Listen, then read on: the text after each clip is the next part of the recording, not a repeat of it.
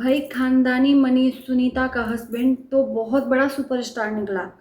ये तो विजय से भी बड़ा ब्लॉगर निकला। जी हाँ, आप लोगों ने देखा होगा, बहुत सारे लोगों ने, कि मेले में सुनीता और मनीष गए हैं घूमने के लिए, और वहाँ पर एक सब्सक्राइबर इनको देखकर बहुत ही खुश हुआ और इनके साथ थोड़ी सी बात करनी चाहिए, थोड़ा सा फ़ोटो खिंचवाना चाहा। लेकिन ये तो हुए हैं बड़े ब्लॉगर, तो बड़े ब्लॉगर इतना इजी तरीके से फ़ोटो कैसे दे सकते हैं। तो आइए वहाँ पर वाकया क्या हुआ पूरी डिटेल में यहाँ पर आपको वीडियो में बताती हूँ। नमस्कार, मैं काजल स्वागत करती हूँ आप सभी लोगों का रिएक्शन वीडियो में।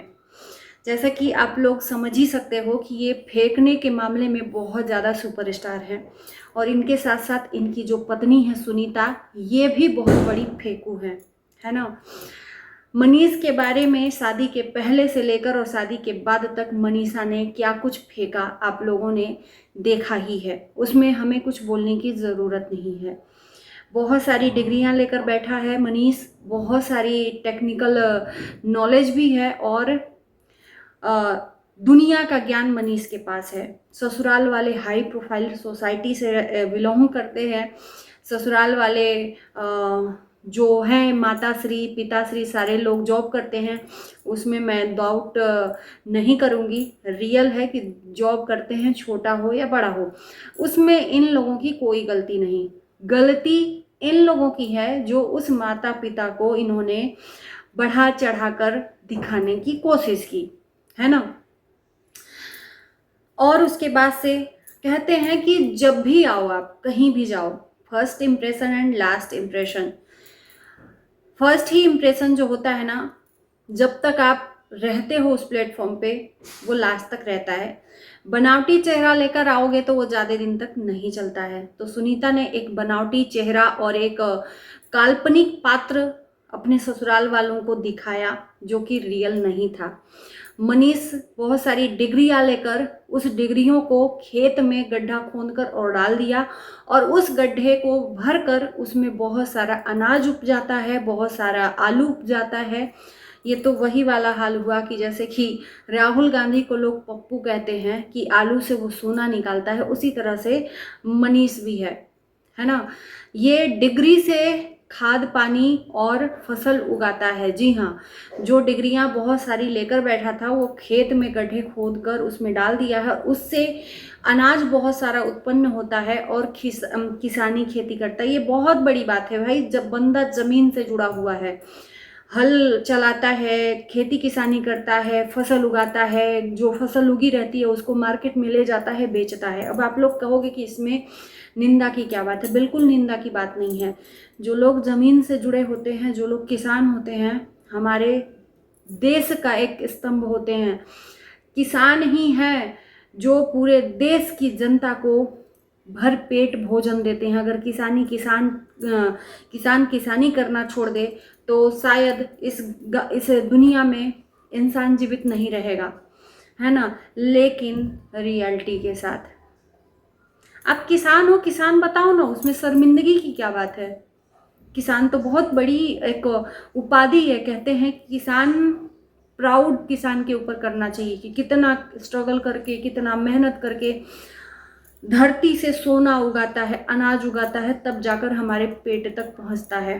तो इसमें अगर आप इंट्रोड्यूस करवा देते कि मनीष किसान है, घर का खेती बाड़ी करता है, हाँ पढ़ा लिखा है, चलो ठीक है, लेकिन घर में कोई रहना चाहिए, उसकी वजह से मनीष बाहर नहीं गया, घर में ही जो चीज़ें हैं उसको संभालता है। लेकिन इन्होंने तो बहुत ज़्यादा हाई फाई फेंकने वाला काम किया, और लोग लपेटते लपेटते समझ गए कि ये फेंका है ना। और उसके बाद से ये हाल हुआ कि बीबी अच्छा खासा अर्न करने लगी, 3 लाख रुपए शादी में कमाए, 4 लाख रुपए, और उसके बाद से ये कमाते गए। और जब बीबी इतना अच्छा अंडा देने वाली, सोने की अंडा देने वाली मुर्गी हो, तो कौन भला कमाएगा यार। किसानी खेती हो ही रही है और ऊपर से सोने की अंडा देने वाली मुर्गी मिल ही गई है, तो पैसे कमाने की ज़रूरत क्या है। तो सुनीता के पैसों पर ऐश करने वाला जो किसान है वो पहुंचा है मेले में, और भरपूर जब ये शुरुआत कैमरे में जब अपना फेस दिखाया, उस टाइम पर बहुत साय बंदा था, है ना। बहुत शर्मीला बंदा था, फेस नहीं कर पा रहा था कैमरे को, लेकिन अब इस तरह से फेस करता है मानो कि ये सुनीता से भी आगे का ब्लॉगर हो, है ना। सुनीता बहुत कम बनाती है, लेकिन मनीष मनीष का असली चेहरा आप लोगों ने देख ही लिया है। विजय के घर में जो चीज़ें हुई थी, तू तड़ाका, चू की गाली देना, ये सब चीज़ें मनीष के ही मुख से हम लोगों को सुनने को मिली। तो ये पहुँचे हैं मेले में, और मेले में एक सब्सक्राइबर बहुत ही खुश हुआ कि अरे ये तो विजय के भाई, विजय की बहन और बहनोई हैं। तो उसने क्या किया कि इस बंदे से बात करने की कोशिश की, लेकिन इस बंदे के अंदर एटीट्यूड इतना बढ़ा है कि भाई कोई अगर, हम लोग रिएक्शन वाले अगर नॉर्मल कहीं मार्केट जाते हैं और कोई मिल जाता है तो इतना खुश होते हैं, कोई पहचानने वाला मिल जाता है कि हम आपका वीडियोस देखते हैं, तो लगता है कि ढेर सारी बातें करें। हमारा तो कोई अस्तित्व नहीं है ना। बहुत सारा, मेरे में तो 28,000 आप लोगों का फैमिली है हमारे साथ, जो आप लोग जुड़े हुए हो। एक में 10,000 का है और एक में 6-7 हज़ार का है ना। 3 चैनल है, तीनों का आप लोगों को पता ही है। तो हम लोगों को कभी मिल जाता है कोई, 2-3 बार हम लोगों को हमें खुद मिला है तो बहुत अच्छा लगता है। लेकिन ये इंसान के अंदर एटीट्यूड इतना भरा है कि ये प्रसन्न नहीं हुआ उस सब्सक्राइबर को देख के, क्योंकि इसको तो ऑलरेडी फेम मिल चुका है ना, ये बड़ा ब्लॉगर है। तो एक सब्सक्राइबर आ गया तो उससे फ़र्क नहीं पड़ता। इसने उसके साथ बात तक नहीं की। मैडम ने फरमाइश किया कि मुझे झूले पे झूलना है, तो तुरंत उस बंदे को इग्नोर करके उसके पीठ पीछे से निकल गया टिकट लेने, और टिकट लेने के बाद जब आया तो अपनी मैडम को लेकर झूले पर चला गया। उस बंदे के साथ में इन्होंने ना बात की ना ही फ़ोटो खिंचवाया, और मैडम ने, जो इनकी सुनीता मैडम है, उन्होंने उस भाई को थैंक यू बोलकर निकल ली। क्या इनकी ये रिस्पॉन्सिबिलिटी बनती है, मैं पूछना चाहती हूँ। क्या झूला छूटा जा रहा था? अगर इस राउंड में नहीं झूल पाते तो अगले राउंड में झूल लेते।